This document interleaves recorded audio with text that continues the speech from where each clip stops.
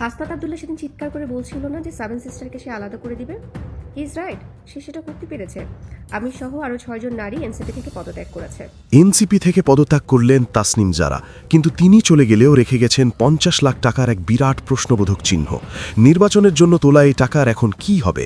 তাসনিম জারার NCP ছাড়ার খবরে যতটা না রাজনীতির মাঠ গরম হয়েছে, তার চেয়ে বেশি আলোচনা চলছে তার তোলা ফান্ড নিয়ে।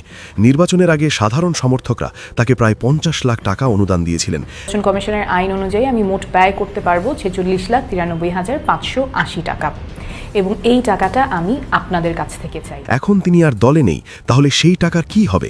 বিশিষ্ট রাজনৈতিক বিশ্লেষক গোলাম মাওলা রনি এই নিয়ে মুখ খুলেছেন। তিনি তার ফেসবুকে স্পষ্ট ভাষায় লিখেছেন, জনগণের দেওয়া টাকা কোনো ব্যক্তিগত সম্পদ নয়, এটি একটি নৈতিক দায়বদ্ধতা। রনি সতর্ক করে বলেছেন, পদত্যাগ করার পর এই টাকার স্বচ্ছ হিসেব দেওয়া জরুরি।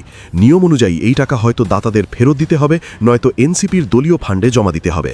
গোলাম মাওলা রনি আরও ইঙ্গিত দেন, যদি এই অর্থের সঠিক সুরাহা না করা হয়, তাহলে তাসনিম জারা ভবিষ্যতে বড় আইনি ঝামেলায় পড়তে পারেন। এনসিপি দলটাই থাকবে না আগামী কিছুদিনের মধ্যে।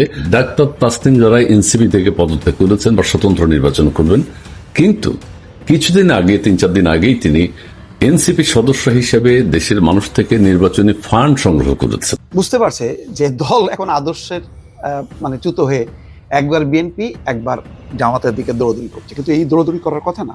তারা একটা সফল অভ্যুত্থানের পর তাদের একটা আদর্শিক অবস্থান সবাই প্রত্যাশা করেছে যে তরুণরা পথ দেখাবে, কিন্তু কোথায়? সেই পথ তো ক্ষমতার মধ্যে যে হারায় গেল। সেই পথ হচ্ছে ডক্টর ইউনূসের দরজায় যে, অথবা সেই প্রধান উপদেষ্টার দপ্তরে যে হারায় গেল। বর্তমান যুগে রাজনীতিতে স্বচ্ছতা ছাড়া টিকে থাকা কঠিন, তাই সবার নজর এখন তাসনিম জারা এই 50 লাখ টাকার বিষয়ে কি সিদ্ধান্ত নেন তার উপর।